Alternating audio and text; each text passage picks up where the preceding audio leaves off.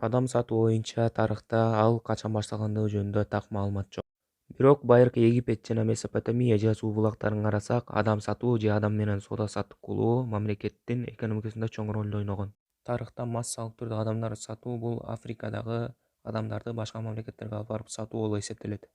15-кылымдын ортосунда Батыш Европага португалдыктар Африкадагы адамдарды алып келип сата башташкан.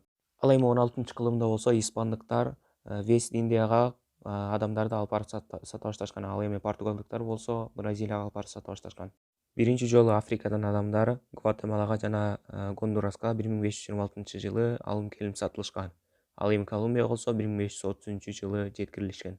Адам сатуу 19-кылымга чейин токтой электе кээ бирки маалыматтарга караганда Африкадан 14 миллион адам чыгарылып алынып кеткен. 1807-жылы 25-мартта Британ парламенти адам сатууну токтотуу актын түзгөн.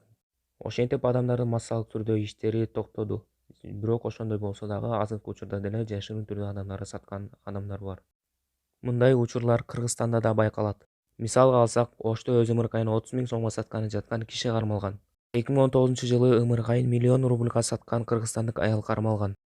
Ошто чоң эне небересин 20 000 сомго сатып жаткан жеринен кармалган. Учурда аталган факт боюнча Кылмыш жаза кодексинин 124-беренеси адам сатуу боюнча кылмыш иши козголгон. Адамдарды сатуу, эксплуатациялоо же болбосо башка пайда табуу максатында адамды жалдоо, ташып жеткирүү, жаап жашыруу, алуу, өткөрүп берүү, сатуу алуу, сатуу же мажбурлоо, шантаж, алдамчылык, алдоо, урдоо жолу менен жүзө ашырылган, анын макулдугу же макулдугусуз жасалган иш-аракеттер жазаланат. Азыркы учурга чейин адам сатуунун алдын алуу боюнча иш-чаралар уюштурулуп келинет.